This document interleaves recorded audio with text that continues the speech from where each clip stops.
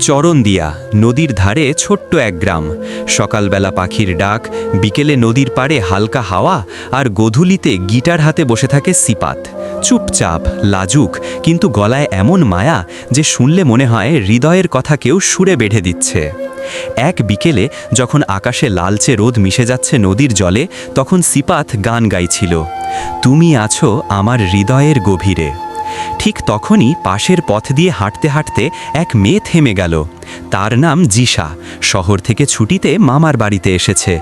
চুলে ফুল, হাতে নোটবুক, চোখে এক রাশ কৌতূহল। গান শেষ হতেই সে হেসে বলে, তুমি কি নিজের লেখা গান গাও? সিপাত একটু লজ্জা পেয়ে বলে, হ্যাঁ, কেবল মনে যা আসে তাই লিখি। সেদিন খুব বেশি কথা হয়নি, কিন্তু সেই অল্প কথাতেই দুজনের মনে এক অদ্ভুত টান তৈরি হয়। পরদিন জিসা আবার নদীর ঘাটে আসে। আজ কোন গান গাইবে? হাসতে হাসতে জিজ্ঞেস করে সে।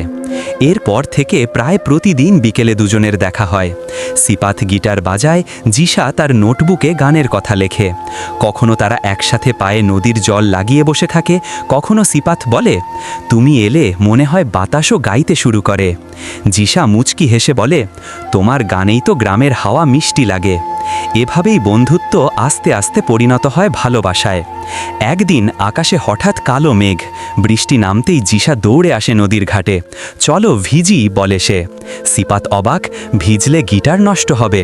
জিসা হেসে বলে, তাহলে আজ গিটার বাদ দাও, শুধু গাও।